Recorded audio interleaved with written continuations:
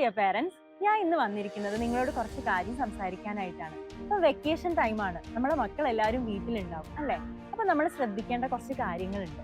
പാരന്റിങ്ങിനെ പറ്റി പറയാനൊന്നും ഞാൻ ആളല്ല, പക്ഷെ നമ്മൾ ശ്രദ്ധിക്കേണ്ട ചില കാര്യങ്ങൾ ഒന്ന് സൂചിപ്പിക്കാൻ വേണ്ടിയിട്ടാണ് ഞാൻ ഇന്ന് വന്നിരിക്കുന്നത്. ഈ വെക്കേഷൻ ടൈമിൽ നമ്മളെ മക്കള് പ്രൊഡക്റ്റീവ് ആയിട്ടുള്ള ആക്ടിവിറ്റീസിൽ പാർട്ടിസിപ്പേറ്റ് ചെയ്യുന്നുണ്ടോ, അതിനകത്ത് ഏർപ്പെടുന്നുണ്ടോ എന്നുള്ളത് നിങ്ങൾ ഉറപ്പുവരുത്തണം.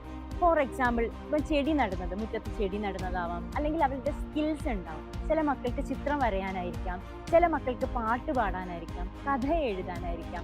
അങ്ങനെ പ്രൊഡക്റ്റീവ് ആയിട്ടുള്ള ആക്ടിവിറ്റീസിലൊക്കെ അവർ ഏർപ്പെടുന്നുണ്ടെന്നുള്ളത് നിങ്ങൾ ഉറപ്പുവരുത്തണം. ഇത് കൂടാതെ നമ്മളെ മക്കളെ അപ്രീഷിയേറ്റ് ചെയ്യാൻ നിങ്ങൾ മറക്കരുത്. ഇപ്പൊ അവരൊരു ചെടി നട്ടു കഴിഞ്ഞാൽ നീ ചെയ്തത് വളരെ നല്ല കാര്യമാണ്.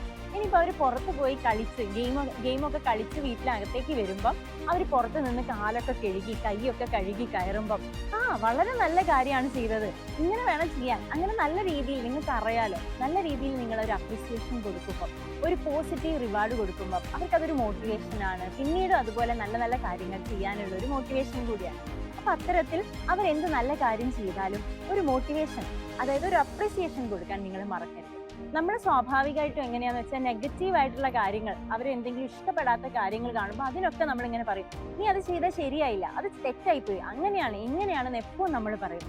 അതിന് പകരമായിട്ട് അവരെന്തെങ്കിലും നല്ല കാര്യങ്ങൾ ചെയ്താൽ, അപ്പു അല്ലെ അമ്മു, മോളെ നീ ആ ചെയ്തത് നന്നായി, നല്ല കാര്യമാണ് ചെയ്തത്, വെരി ഗുഡ്, വേണമെങ്കിൽ ഒന്ന് പുറത്തൊക്കെ തട്ടി, അങ്ങനെയൊക്കെ നിങ്ങൾക്ക് അറിയാലോ, അതൊക്കെ വളരെ നല്ല കാര്യമായിരിക്കും. നമ്മൾ പല പാരൻസിനുള്ള പ്രശ്നമാണ് നമ്മൾ ഓവറായിട്ട് റിയാക്ട് ചെയ്തു. നമ്മളെ മക്കൾ എന്തെങ്കിലും ചെയ്തത് ഇഷ്ടപ്പെട്ടില്ലെങ്കിൽ, നെഗറ്റീവായിട്ട് എന്തെങ്കിലും അവർ ചെയ്തിട്ടുണ്ടെങ്കിൽ നമ്മൾ ഓവറായിട്ട് ആ സ്പോട്ടിൽ അങ്ങോട്ട് റിയാക്ട് ചെയ്യും. കുറച്ച് ക്ഷമ ഇതിന് നല്ലതായിരിക്കും അല്ലേ? അവരെടുത്ത് പെട്ടെന്ന് റിയാക്ട് ചെയ്യാതെ അവർക്ക് കുറച്ചൊരു സ്പേസ് കൊടുക്കുക. അവർ ചെയ്ത കാര്യം തെറ്റാണെന്ന് മനസ്സിലാവാനുള്ള കുറച്ചൊരു സ്പേസ് കൊടുക്കുക. എന്നിട്ട് സാവധാനത്തിൽ അവരെ പറഞ്ഞ് നല്ല രീതിയിൽ മനസ്സിലാക്കുക. മോനെ, നീ ഇത് ചെയ്തത് ശരിയായില്ല, അത്തരത്തിലൊന്ന് നിങ്ങൾ അപ്രോച്ച് ചെയ്യേണ്ടതുണ്ട്. അപ്പൊ അവർക്ക് തന്നെ തോന്നും, അയ്യോ ഞാൻ ഇങ്ങനെ ചെയ്തപ്പോൾ എൻ്റെ അച്ഛനും അമ്മയ്ക്കും അത് ഇഷ്ടമായില്ല, ഇനി ഞാനത് റിപ്പീറ്റ് ചെയ്യാൻ പാടില്ല. അങ്ങനെ നിങ്ങളൊന്ന് ഈ വെക്കേഷൻ ടൈമിലും ഇനി അങ്ങോട്ടും ഒന്ന് റിയാക്ട് ചെയ്യാൻ ശ്രമിക്കണേ. അതുപോലെ നമ്മുടെ മക്കൾ എന്തെങ്കിലും നെഗറ്റീവായിട്ട് അല്ലെങ്കിൽ എന്തെങ്കിലും മിസ്ബിഹേവ് ചെയ്താൽ നമ്മൾ അവരെ ഫുള്ളായിട്ട് ഒരു ബാഡ് ബോയ് അല്ലെങ്കിൽ ഒരു ബാഡ് ഗേൾ, ബാഡ് കിഡ് എന്ന് പറഞ്ഞാൽ നമ്മൾ ലാബിൽ ചെയ്യാൻ പാടില്ല. അവരെ കോൺഫിഡൻസിനെയൊക്കെ ബാധിക്കും. അവർ ചെയ്ത തെറ്റ് എന്താന്നുള്ളത് നിങ്ങൾ അവരെ മനസ്സിലാക്കി കൊടുക്കുക. അതർവൈസ് അവരുടെ കോൺഫിഡൻസിനെ അത് ബാധിക്കും, അവരുടെ സെൽഫ് എസ്റ്റീമിനെ അത് ബാധിക്കും. പിന്നീട് അത് ചിലപ്പോൾ ഭാവിയിൽ ഒരു ചൈൽഡ്ഹുഡ് ട്രോമയായിട്ട് വരെ മാറാം. അപ്പൊ അത്തരത്തിലുള്ള കാര്യങ്ങൾ കൂടെ നിങ്ങളൊന്ന് ശ്രദ്ധിക്കേണ്ടതുണ്ട്. അതുപോലെ ഇപ്പം നമ്മൾ സ്ഥിരമായിട്ട് കേൾക്കുന്ന ന്യൂസാണ് ഡ്രഗ്സ് റിലേറ്റ് ചെയ്തിട്ടുള്ളത്. അപ്പൊ നമ്മൾ വിചാരിക്കും, അത് അപ്പുറത്തെ വീട്ടിലല്ലേ, അല്ലെങ്കിൽ അത് ഇപ്പുറത്തെ വീട്ടിലല്ലേ, ന്യൂസുകളിലല്ലേ, നാളെ നമ്മളുടെ വീട്ടിൽ വരില്ല എന്ന് എന്താ ഉറപ്പുള്ളത്?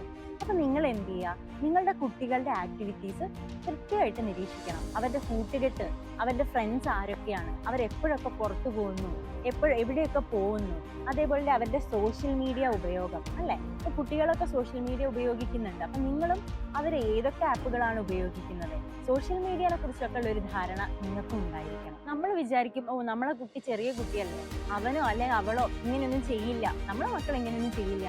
ചെറിയ കുട്ടികൾ വരെ ഇപ്പം ഡ്രഗ്സിന് പുറകെ പോകുന്ന ന്യൂസ് നമ്മൾ കേൾക്കുന്നുണ്ട്.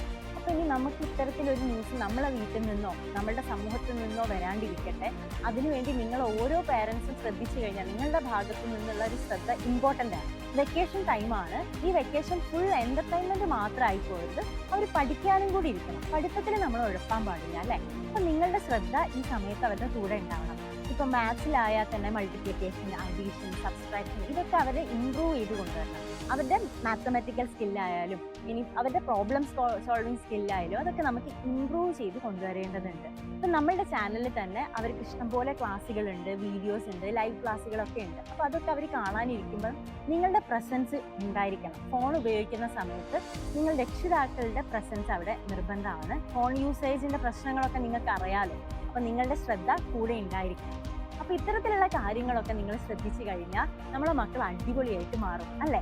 അപ്പൊ നിങ്ങളെടുത്ത് നിങ്ങളെ മക്കൾക്ക് എല്ലാം ഷെയർ ചെയ്യാൻ പറ്റും, ഓപ്പൺ ആയിട്ട് എല്ലാം ഷെയർ ചെയ്യാൻ പറ്റും. നിങ്ങളായിട്ട് നല്ലൊരു ഫ്രണ്ട്ഷിപ്പ് അവർക്ക് ഉണ്ടാകണം. അവർക്ക് എന്തെങ്കിലും ബുദ്ധിമുട്ടുണ്ടായാൽ പഠിത്ത കാര്യത്തിലായിക്കോട്ടെ, സുഹൃത്ത് ബന്ധങ്ങളിലായിക്കോട്ടെ, ഇനി ചുറ്റുപാടിലുള്ള കാര്യങ്ങളിൽ നിന്നായിക്കോട്ടെ, അല്ലെങ്കിൽ അവരുടെ ഇമോഷൻസിൽ നിന്നായിക്കോട്ടെ, എന്തുണ്ടായാലും അവർക്ക് ഓപ്പൺ ആയിട്ട് നിങ്ങളെടുത്ത് സംസാരിക്കാൻ പറ്റണം. കാരണം നിങ്ങളാണ് അവരെ കൂടെ ഉണ്ടാവേണ്ടത് അല്ലേ? നിങ്ങളെടുത്ത് എന്തും പറയാനായിട്ട് അവർക്ക് കഴിയട്ടെ. നമ്മളുടെ മക്കളെ എടുത്ത് നല്ലൊരു ഫ്രണ്ട്ഷിപ്പ് മെയിൻറ്റെയിൻ ചെയ്യാനായിട്ട് നിങ്ങൾക്ക് കഴിയട്ടെ എന്ന് ആശംസിക്കുന്നു.